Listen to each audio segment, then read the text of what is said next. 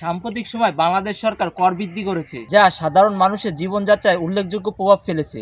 কর বৃদ্ধির এই পদক্ষেপের ফলে দেশের অর্থনীতিতে কী ধরনের পরিবর্তন আসছে এবং জনগণের মাঝে এত কেন তীব্র ক্ষোভ সৃষ্টি হয়েছে, চলুন আজকে এই বিষয়গুলো নিয়ে আলোচনা করা যাক।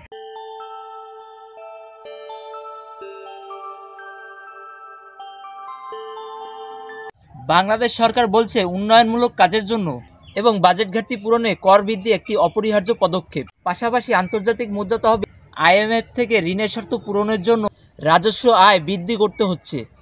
IMF এর কাছ থেকে ঋণ গ্রহণের উদ্দেশ্য ছিল দেশের অর্থনীতিতে স্থিতিশীলতা বজায় রাখা এবং বৈদেশিক মুদ্রার রিজার্ভ শক্তিশালী করা। তবে এই ঋণের শর্ত হিসাবে কর ব্যবস্থার সংস্কার এবং কর আদায় বৃদ্ধির মতো কঠোর পদক্ষেপ নিতে হচ্ছে। তবে জনগণের মধ্যে তীব্র প্রতিক্রিয়া দেখা যাচ্ছে। কর বৃদ্ধির ফলে মানুষের খরচ বেড়ে যাচ্ছে দিন দিন। মধ্যবিত্ত এবং নিম্নবিত্ত মানুষরা এই কর বৃদ্ধিকে চাপ হিসেবে দেখছেন। প্রতিদিনের নিত্য প্রয়োজনীয় পণ্য যেমন চাল, ডাল, তেল, গ্যাস এবং বিদ্যুতের দাম ক্রমাগতভাবে বৃদ্ধি পাচ্ছে, যা সাধারণ মানুষের জীবনযাত্রা কঠিন করে তুলছে।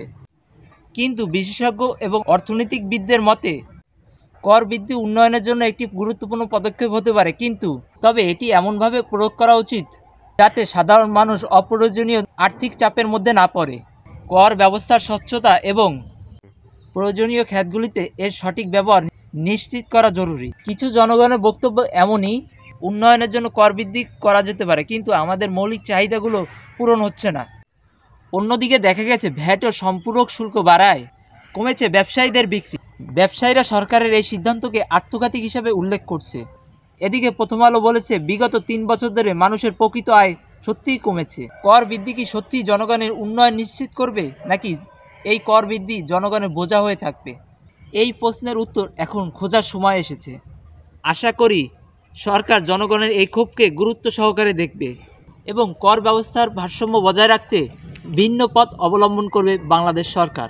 এমন সব তথ্যবহুল ভিডিও পেতে আমাদের চ্যানেলের সঙ্গেই থাকুন এবং সাবস্ক্রাইব করতে ভুলবেন না।